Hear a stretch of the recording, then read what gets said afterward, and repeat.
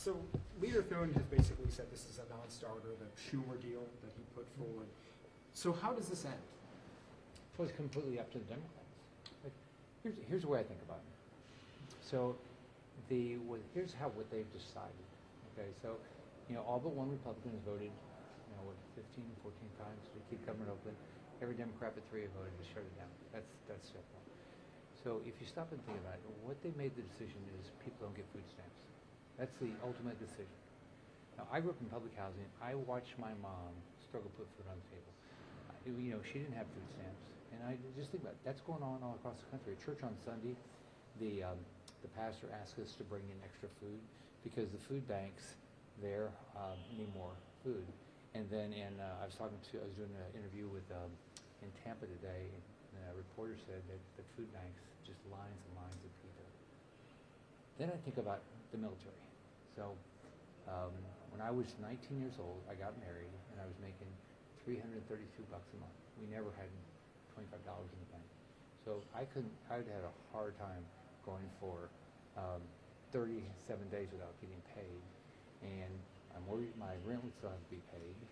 I would have no money for groceries. And that's our military, right? And then Ted Cruz talks about that all this risk in our aviation now. I mean, when you listen to what he talks about, I don't know why you'd want to get on an airplane.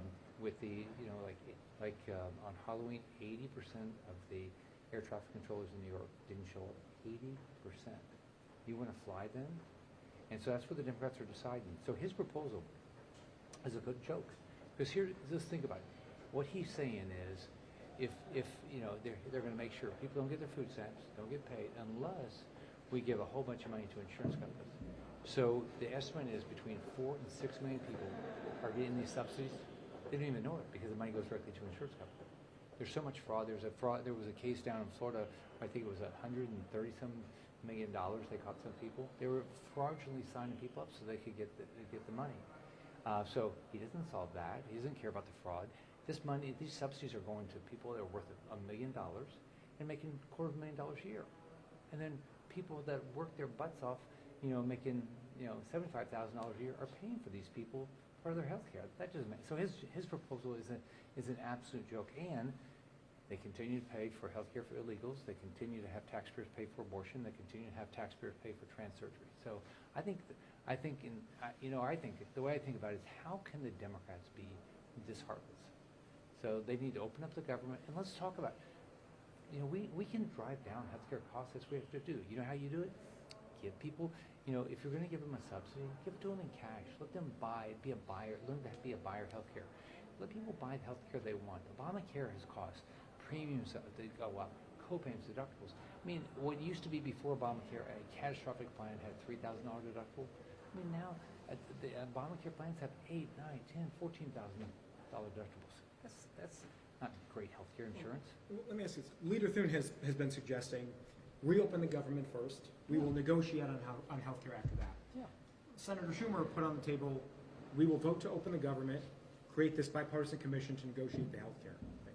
Are they that different of proposals? It doesn't seem like you're actually that much farther apart than the talking points seem to be. No, think about what Schumer's saying now is you have to, without doing anything to fix healthcare, you have to do an extension of a program that was for a COVID that's completely full of fraud.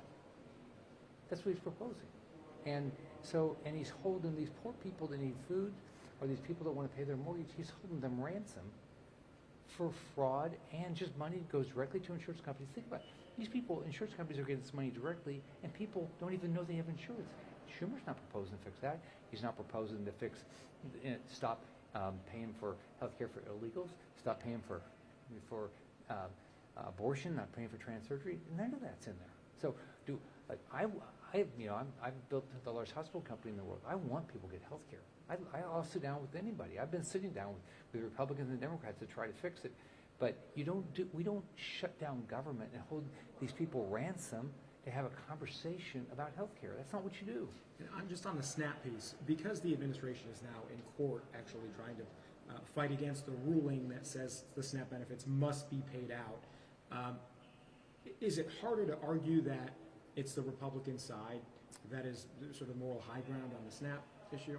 But think about what you have. If you're the executive branch, you've got to follow the law, right?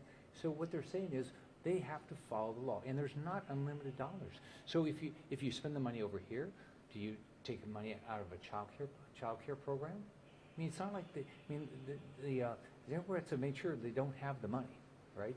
So this was all caused by them. So what they're trying to do is, look, when I talk to Trump, here's what he wants. He wants peace. He wants people to get a job. He wants people to be self-sufficient, right? He doesn't want to shut down. He has no interest in a shutdown. He has no interest in war. Listen to what the guy talks about. The Democrats are deciding this. And think about it. During Biden's 4 years, did Republicans ever shut down government? No.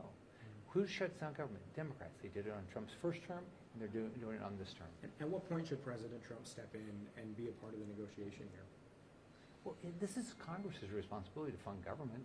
It's not Trump's responsibility to fund government. Yeah, but the White House generally does get involved in shutdown negotiations. We've seen that happen in the past. Well, think about this. We're talking about how they're complaining about healthcare. That's a policy decision, right?